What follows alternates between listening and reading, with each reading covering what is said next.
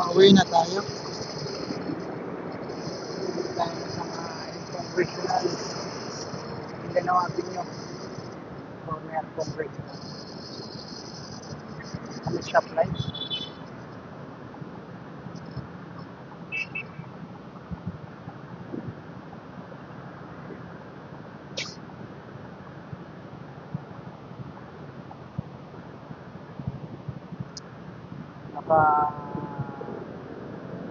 Limang biyahe rin tayo. Simuwi tayo mga alas 3. Tapos susuan tayo mga yun. Lumabas tayo ulit mga alas 5. Tinatamad na nga ako lumabas. Tinatamad na ako lumabas. Yung talaga yung sakit ko mga idol pag nabiyahe ako, kaya hindi ako umuwi ng bahay. Pag ako nabiyahe, diretsyahan yan. Hindi ako uwi ng bahay, kumakain lang ako sa mga karinderya. Kaya nakauwi ako. Umuwi kasi kapatid ng asawa ko, kaya yan. Kapit ko, uwi ako ng bahay. Train na. Tapos, kumain.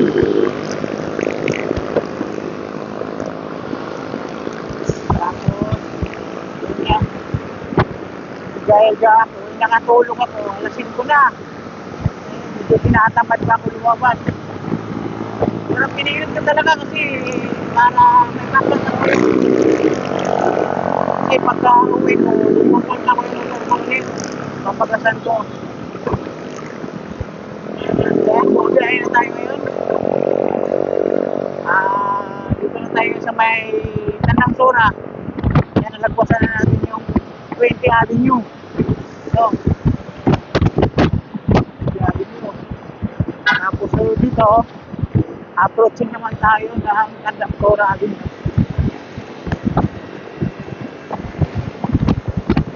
Bukas ulit, bukas mga idol, biyahe tayo makapon. Pawiin natin yung nawala kahapon. Kasi kahapon, dahil na bumiyahe yung kahapon, kalating araw lang. Tapos pumunta ko ng opisina. Ayan, pag-uwi namin, hindi na ako bumiyahe kasi naka-uwi kami mga alas 6 na ng gabi. Tapos ngayon din, hindi na ako naka-diretso kasi nga yung lumabas ng asawa ko sa terminal. Yung 2 oras din natambay ako at 3 oras yung natambay ko kanina. Medyo hindi natin naabot yung natin na toke ng araw.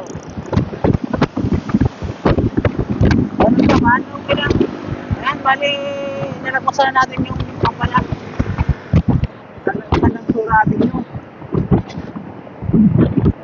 Ayan, may nailaan tayo sa bahan, kaya pro-side tayo. Kaya na ako makadul pag may nailaan ako sa bahan. Kaya na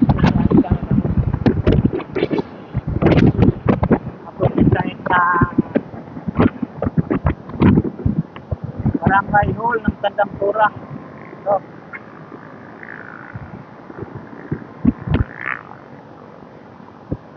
lapit na tayo. 1 kilometro na lang. Bali, diretso tayo ngayon mga idol. Magas tayo. Baka na kumalayo magas muna. Malakas ng hangin. Yung walang yata. Hindi ganong traffic ngayon. Kasi ng Sabado. Pag Sabado sa Kalundong, gusto bawas yung mga sumasaya mga ito. Walang pumiyahe. Lalo pag linggo. Pero sa linggo, mga alas 8 na, alas 9 yung pasahero. Kaya bukas, hindi ako mga alas 8 na. Kaya, alas 8, alas 8 ng babiyahe. Sayang kasi baga wala kang pasahero. Yung paglinggo at ang Sabado. Pero pang Lunes hanggang Biyernes dapat maaga. Pero lumalabas na ako kasi Monday to Friday alas 7 na. Saan na yung buwang kumain eh. Katawan na bakit ako nagising. Wala pa kasi ako duty. Pahinga muna tayo sa pagka-security. Kung may duty ang mga idol, sana ako madaling araw na ako gising.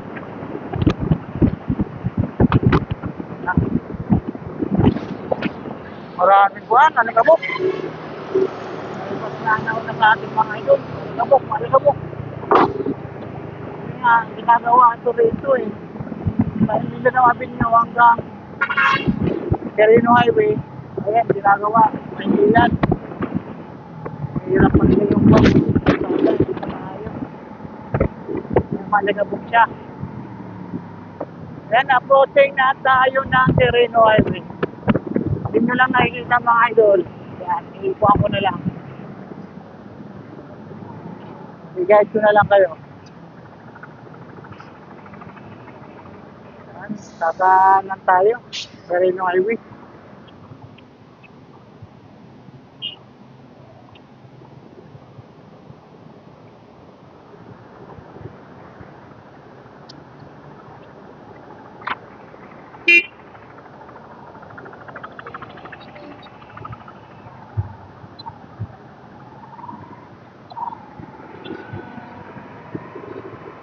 Quirino Highway na tayo. Tapos daan tayo ng gasoline station. Pagas tayo.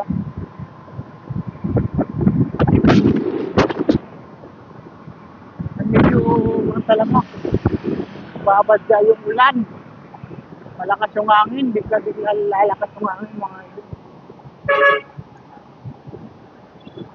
Sana hindi tayo maabutan.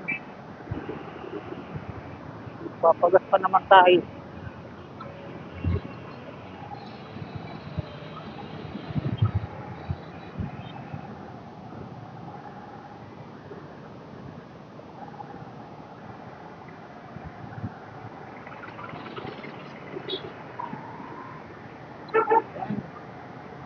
Lapit na tayo sa pinapagasan ko.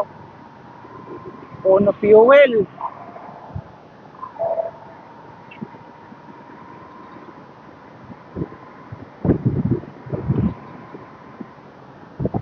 Malapit naman to sa bahay mga idol yung pinapagasan ko.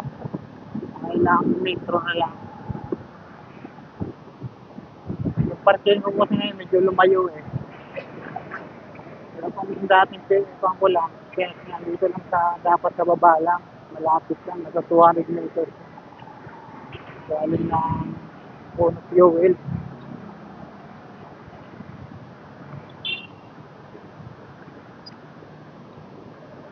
Pagas tayo.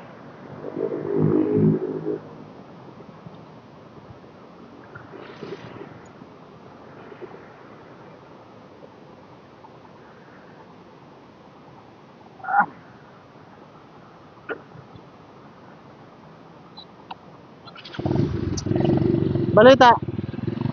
Maring pagbawago. Anong balita rito? Parang may balita rito ah. Ano? Ay.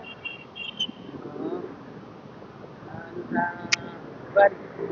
Yan yung buwan, yan yung sasabi ko kahit anong buwan. Yari ka talaga pag Yung malaki. oo. Yung motor na yun, doon rin galing yun. Na kuha na siya eh, no? Na parang hinahatak na talaga siya sa Sabi ko nga sa kanya, nung natalo ka ng mga 20 pa lang, hindi mo pa naisip na mali na yung ginagawa mo. Wala na daw. Saan siya ngayon? Suspended daw kunwari. Pero wala na yun. Magkano babayaran niya? 44? Saan siya kukuha niyan? Yung motor niya. Binta. Oo, ganito. Nauta nga sa akin yun. Magkano kaya binta yung motor niya? Ano yun eh? Nabili na? May sinakausap yata. 40 yata yung sabi niya. Bago pa yun, wala pang isang taon. Ay, dapat mga 60. Bili niya ng ano yun, 75. Oo. Yan o. Yan sa may, ano, Brand new. oo, brand niya. Tanggalang. Dan, dito lang sa may Maverick. Grabe. Sinasan lang nga sa akin, eh, ayaw ng mga asawa ko. Maganda yung pare. Bago. Kaya nga sabi ko, first owner, baka wala pong ano, ayaw ng mga asawa ko. Hindi nga raw kursunado. Yan lang. May isa siya ngayon, parang uwi na yan. Sabi kay Victor, yung matangkad na lalaki, Ah, doon muna tumira sa kanila. buti pinatira. Nag-iusap si Victor doon sa nanay niya. Ano kasi yan, parang magkaibigan din. Oo, matagal na eh. Hindi, pag-usapan niya lang yung mayari. Kaso malabo yan. Kasi yung kapatid niya, ganun rin ginawa. Ah, Kaya relative. wala yan na. Yung nagpakita. Hindi, may kuwan yun. Oo. Ano yun? Kasi ba yun sa NBI niya? Marami kong mga dito, mga bisar, pero yan. Yung sa pagpapatan nila naisip pa yan. Hindi sila nakukunti sa tao dito. Ah, wala na yan eh.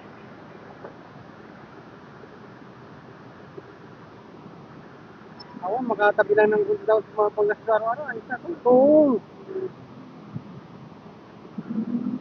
Dala naman anak ko eh. Diba, pero eh. Oh, puka na yan. Wala, nagpadala sa bagal. Okay. Ayan, tapos tayo magbagas. Bali, kung lang kami. Bali, pinagkukuntuan lang chika-chika.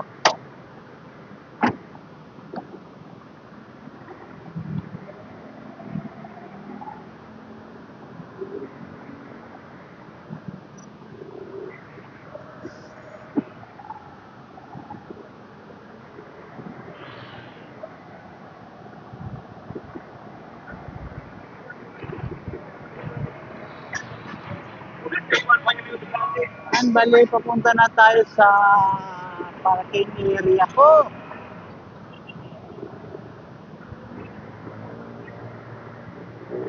Kaliwa na tayo, papasok na tayo ng Pagkabuhay Road.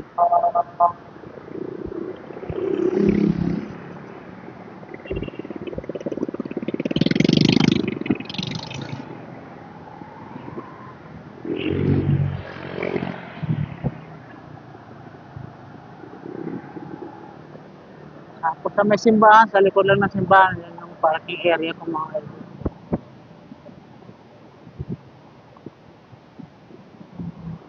Pero mga anong ginagawa yan, pagka-parking, uwi ng bahay, mga 1 kilometro per layo.